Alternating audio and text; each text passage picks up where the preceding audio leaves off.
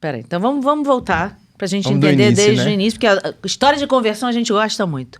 Você pequeno, foi batizado, católico, tudo indo à missa, tudo direitinho. Primeira comunhão, tudo direitinho. Na verdade, eu venho de uma família que, eu costumo dizer, eu recebi todos os valores possíveis que vocês imaginarem, morais. E a minha família, por parte de mãe, sempre foi muito católica, por parte de pai, protestante. E os meus pais, eles ficavam naquela de como iremos educá-lo. Mas a minha avó, por parte de mãe, era muito católica, aquela que precisa batizar, precisa fazer a primeira Eucaristia, precisa ir para a missa. Ela era realmente muito praticante. E aí, nisso, eu fiz primeira Eucaristia, eu me batizei, primeira Eucaristia, mas eu nunca tive o hábito de ir às missas. Meus pais não tinham esse hábito por conta dessa ruptura dentro da própria família. E eles ficavam nessa de, quando eles crescerem, eles escolhem. Sendo que quando a gente vai crescendo, a tendência é a gente não escolher nada, e foi o que aconteceu comigo. Eu fui esfriando. Cheguei na universidade, na faculdade. Piora um pouquinho. Piorou, uma faculdade federal piorou 300 mil vezes. E aí eu costumo dizer que eu só não era ateu porque eu era covarde o suficiente para não me assumir ateu. O pessimista, né? O pessimista, ele é um quase ateu, né? Mas eu era esse pessimista. Tudo da igreja, como eu bebia muito da retórica protestante, então Maria era uma mulher qualquer, Jesus não estava na Eucaristia. Então eu cresci ouvindo isso por um lado, e por outro lado, a minha família, parte de mãe, dizendo, não é bem assim. Então era uma dualidade dentro da minha própria casa. O seu pai ia pro culto? Não, meu pai não ia pro culto.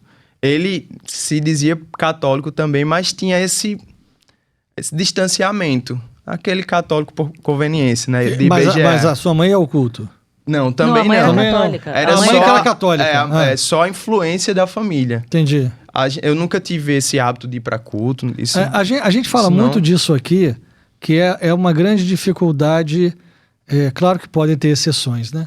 Mas é uma grande dificuldade esse casamento de culto diferente. Há a possibilidade, com disparidade de culto, de se casar, ok? Sim. Mas na prática, mais ainda, se os dois fossem religiosos mesmo. Aí um ia dizer, não, eu vou ao culto no domingo. O outro ia dizer, não, eu vou à missa. Piorou, porque fica cada um para um canto, né? Aí a criança vai com quem? Exato. Entende que a gente não é que a gente esteja dizendo que vai dar errado. Não é isso. Tem casamentos que dão certo e conseguem se entender, mas é muito difícil. Eu acho que é exceção. Sim, é porque, assim, muito como difícil. a criança, ela não tem o discernimento bem formado para Precisa os pais estarem conduzindo. Eu hoje enxergo isso como um lapso dentro da minha criação, embora, como eu falei, eu venho de um seio familiar de muito amor.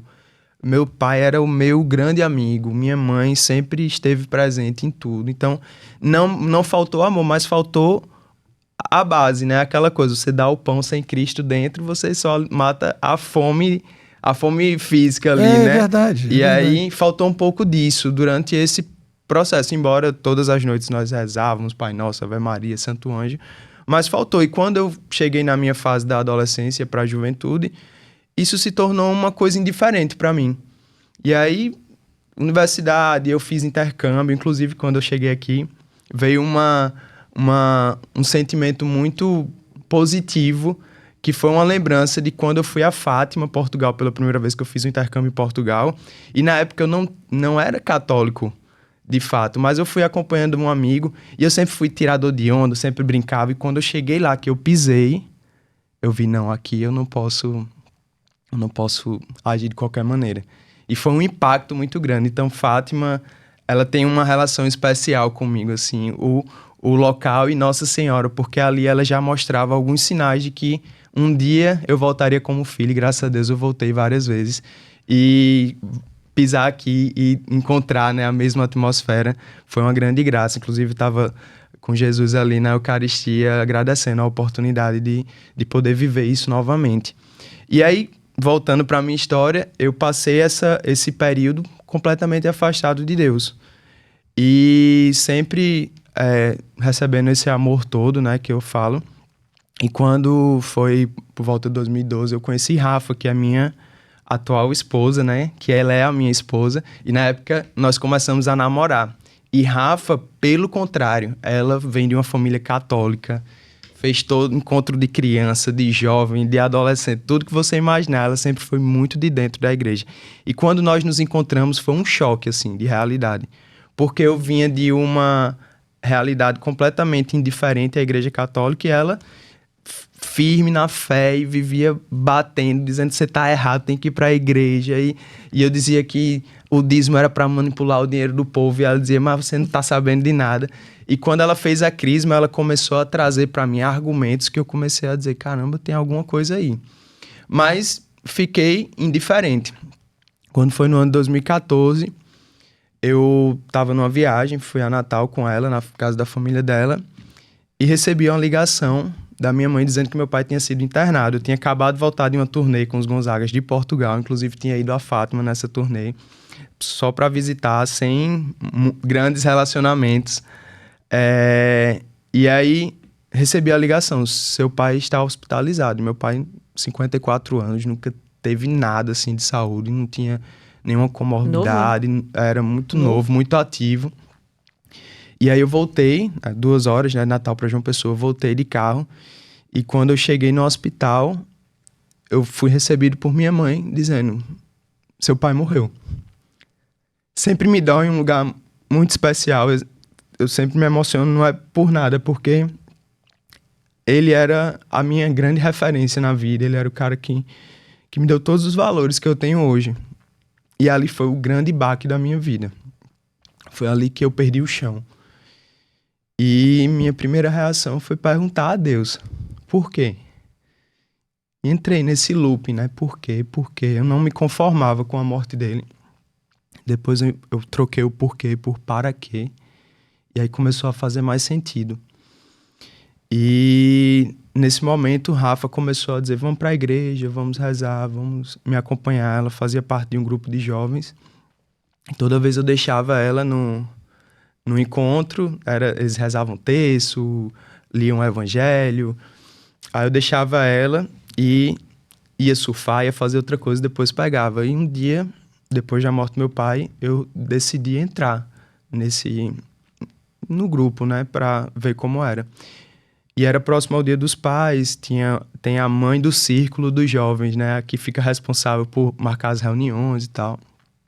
Aí ela, em um determinado momento, pediu para que todos que estavam ali trouxesse ao coração os pais, porque estávamos em agosto, próximo ao Dia dos Pais, para a gente rezar pelos pais. E eu, em um ato de rebeldia, baixei a cabeça, fechei os olhos e falei, eu não vou fazer isso. Para quê? Eu não tenho pai. Fazia alguns meses que eu tinha perdido meu pai. E quando eu fiz isso, eu ouvi dentro de mim uma voz dizendo, eu sou seu pai. E aquilo foi impactante. Eu abri o olho, olhei para um lado, olhei para o outro. Não tinha ninguém perto de mim. Eu disse, é coisa da minha cabeça. E continuei, não compartilhei com ninguém, continuei a vida. E aí, algum tempo depois, na época que meu pai morreu, fomos morar na casa da minha avó. Porque minha mãe não conseguiu nem voltar para nossa casa, que foram 28 anos de casado, então ela não conseguia nem entrar na rua que nós moramos a vida inteira. E aí eu, na casa da minha avó, recebo uma ligação de uma irmã de Rafa, desse círculo dela, dizendo, Filipinho, vamos para a adoração hoje? E eu tinha ido a uma adoração ao Santíssimo Sacramento com Rafa no comecinho do namoro, né? Que a gente faz tudo, vamos para todo lugar, aquela coisa, tem que agradar de todas as formas. E foi eu, Rafa e minha sogra. E assim que nós entramos na capela, né? Eu já me posicionei no banco e fiquei olhando para o Ministério de Música que estava tocando. E aí, quando o Santíssimo entrou na igreja, todo mundo vinha tocando e não sei o quê. E eu de braços cruzados. Isso nessa segunda vez? Ou Não, na primeira vez, para você ver como eu era. E eu de braços cruzados, olhando para frente, e todo mundo vinha, aquela devoção toda, e eu totalmente indiferente. Aí veio uma senhorinha, pegou minha mão e me fez tocar no manto lá, né? Aí eu, quando saí naquele dia, eu disse, cadê o livre-arbítrio que vocês falam? Eu era esse cara, assim, eu era totalmente avesso mesmo a qualquer tipo de religiosidade. Mas nesse dia eu aceitei. Quando ela me convidou, eu aceitei ir. Rafa trabalha com internet, estava num evento de uma marca, eu mandei uma mensagem para ela, tô indo pra capela. Ela não entendeu nada, aí disse, te encontro lá. E eu entrei na capela, assim que eu entrei, o Santíssimo estava exposto, eu olhei para Jesus e falei, Deus, se dizem que tu é tão grande, como é que tu tá dentro desse pedaço de pão? E eu sentei o mais longe que eu podia e fiquei de braços cruzados observando o comportamento das pessoas. Tinha uma pessoa conduzindo a adoração, um ministério de música tocando. E aí veio um rapaz com a imagem da Sagrada Família, me entregou e falou, Felipe, ele não falou meu nome, ele disse, olha, Nossa Senhora pediu para lhe entregar isso aqui, disse que lhe ama muito. Aí eu peguei, segurei e falei, tá, e eu faço o que com isso aqui? Ele falou, eu vou precisar sair agora, mas no fim da adoração vão lhe explicar. Meus planos eram passar uns 15 minutos na adoração. Aí eu já fiquei por dentro, meu Deus do céu, já me prenderam aqui. Isso é armadilha, né? Na minha cabeça. Rafa chegou nesse intervalo e a pessoa que estava conduzindo a adoração pediu para que todos os casais se aproximassem do Santíssimo para rezar, para o grupo de intercessão rezar pela vida dos casais que ali estavam. E assim que nós nos aproximamos, eu vi que estava todo mundo ajoelhado, eu me ajoelhei.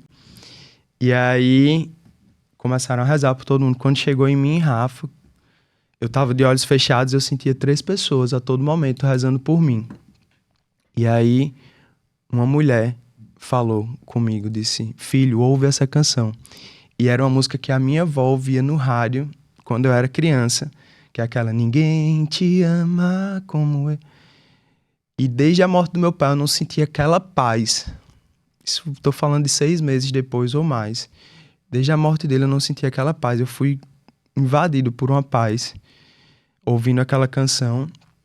E aí outra pessoa, a voz de um homem falou, não usa de palavras fortes, porque eu vivia insultando as coisas da igreja, brigando com o Rafa, dizendo tudo aquilo que eu já exemplifiquei aqui.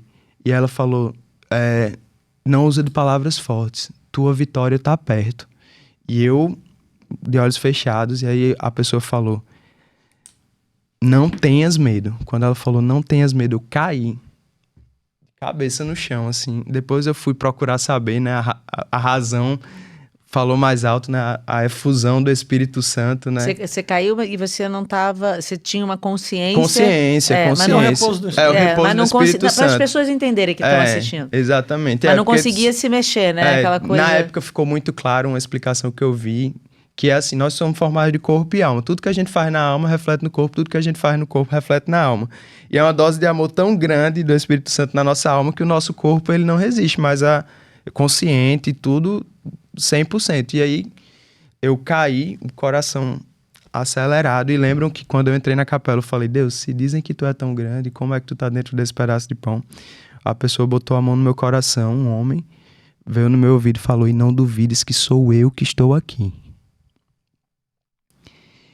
E eu costumo dizer que o Felipe que caiu ali, ele ficou 100%, porque quando eu sentei, depois, né, da experiência ali, eu olhei para Jesus na Eucaristia, eu falei, Senhor, me perdoa. Me perdoa por tanto tempo longe, por te amar tão tardiamente. E eu só fazia pedir perdão. E aí, quando eu saí dali, teve um momento de partilha logo após a adoração. E aí eu comecei, nunca tinha falado abertamente de Deus, pedi a palavra e falei tudo que eu vivi naquela noite. Cheguei aqui, eram 3 pessoas rezando, escutei a voz de uma mulher, a música da minha avó, desafiei Deus, perguntando se ele estava dentro do pedaço de pão. E quando eu terminei de falar, o grupo de intercessão depois partilhou comigo que não tinham 3 pessoas rezando por mim. Tinham 2 homens rezando, um deles consagrado a Nossa Senhora pelo método São Luís Maria Montfort. E ali eu entendi, foi uma interpretação minha de que eu vivi uma experiência com Nossa Senhora, com o Espírito Santo e com Jesus na Eucaristia. Tudo aquilo que eu tinha resistência. E aí, quando eu saí dali, eu disse a Rafa, eu quero viver a fé. Eu preciso me confessar.